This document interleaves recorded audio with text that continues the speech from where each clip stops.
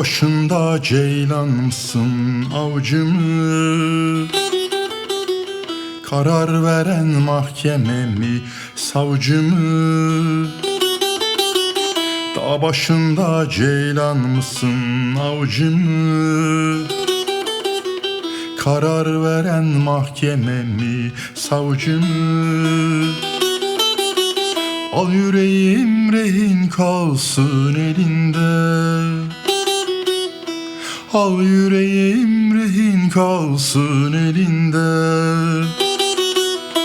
Aşık olmak, aşık olmak her yiğidin harcı mı? Aşık olmak, aşık olmak her yiğidin harcı mı? Aşık olmak, aşık olmak her yiğidin harcı mı? Aşık olmak, aşık olmak her yiğidin harcı mı?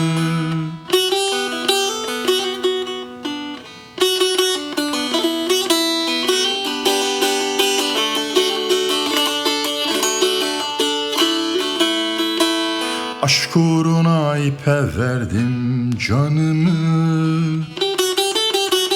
Yar yolunda dökmez miyim kanımı?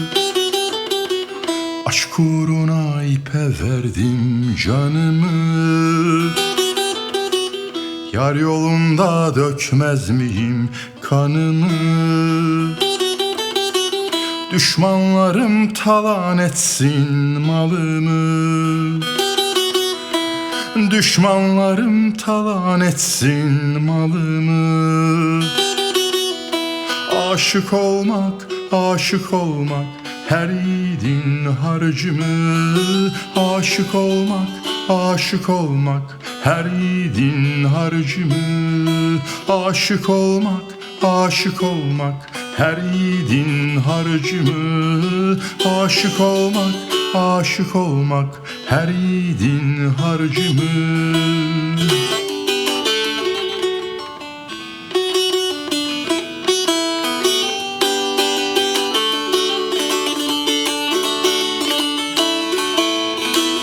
Adın sordum dallara gül dediler.